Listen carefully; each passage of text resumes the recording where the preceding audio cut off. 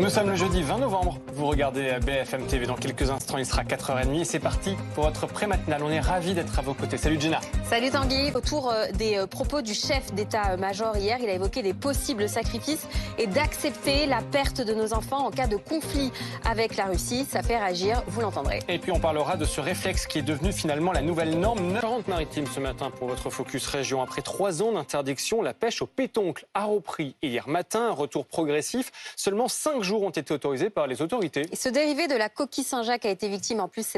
On vous emmène maintenant à Brignoles ce matin dans le Var où Hervé, 82 ans, est parti à la cueillette aux champignons. C'était lundi dernier. Sauf que Vlad Adam, il s'est perdu en forêt. Justement dans le Grand Texte, on continue le focus région pour le championnat du monde de la tourte gibier. Ça donne très envie. Ambiance, vous allez voir, gourmande près de Colmar. Oui, 3 meilleurs ouvriers de France aux commandes, 8 professionnels.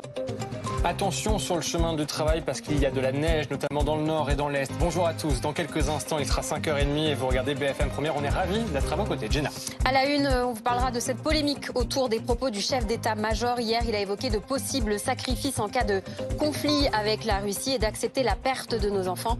Des mots qui font réagir, vous l'entendrez. Et puis ce réflexe devenu nouvelle norme, on vous parle également de stuff. C'est 9 Français sur 10 qui jonglent désormais entre plusieurs écrans lorsqu'ils regardent la télévision. Enquête à suivre. Votre météo avec Julien. C'est votre vie, c'est notre vie à tous. Envoyer un message avec son téléphone, faire du shopping sur sa tablette ou encore consulter ses mails sur un ordinateur portable.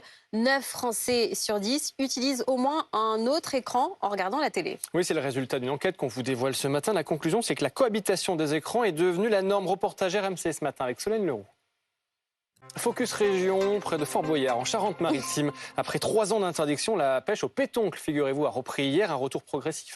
Seuls 5 jours ont été autorisés cette saison. Et ce dérivé de la coquille Saint-Jacques a été